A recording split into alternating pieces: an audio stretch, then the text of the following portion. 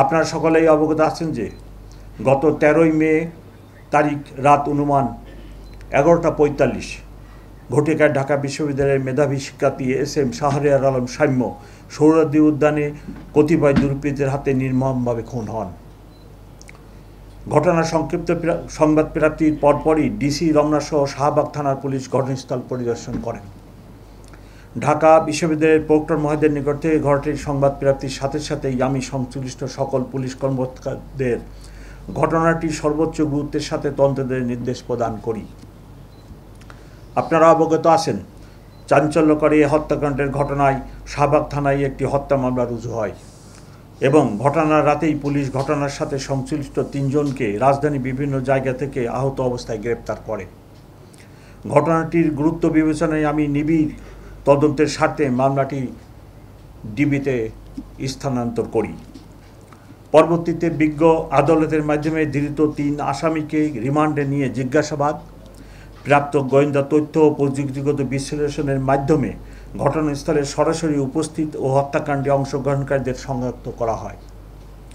আসামিদের গ্রেপ্তারের লক্ষ্যে কক্সবাজার, মুন্সিগঞ্জ ও ঢাকা মহানগরীর বিভিন্ন এলাকায় ডিবির একাধিক দল ধারাবাহিক অভিযান পরিচালনা করে।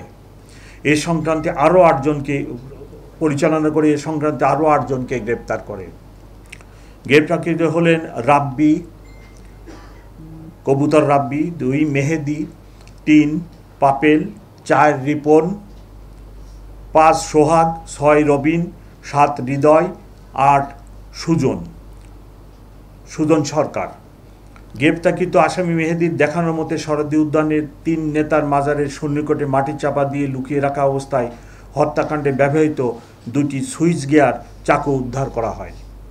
গ্রেপ্তারকৃত আসামিদের মধ্যে এখন পর্যন্ত 2 জন ফৌজদারি কার্যবিধি 164 ধারা অনুযায়ী বিজ্ঞ আদালতে স্বীকারোক্তিমূলক জবানবন্দি প্রদান করে। এই ঘৃণিত হত্যাকাণ্ডে জড়িত আসামিদের দৃষ্টান্তমূলক শাস্তির লক্ষ্যে মামলাটির সুষ্ঠু তদন্ত নিশ্চিত করা হচ্ছে। সম্ভাব্য দ্রুত সময়ের মধ্যে মামলাটির তদন্ত প্রতিবেদন বিজ্ঞ আদালতে দাখিল করা হবে এবং আমাদের পক্ষ থেকে দ্রুত গতিতে এই বিচার কার্য সম্পন্ন করার জন্য সকল উদ্যোগ আমরা গ্রহণ করব।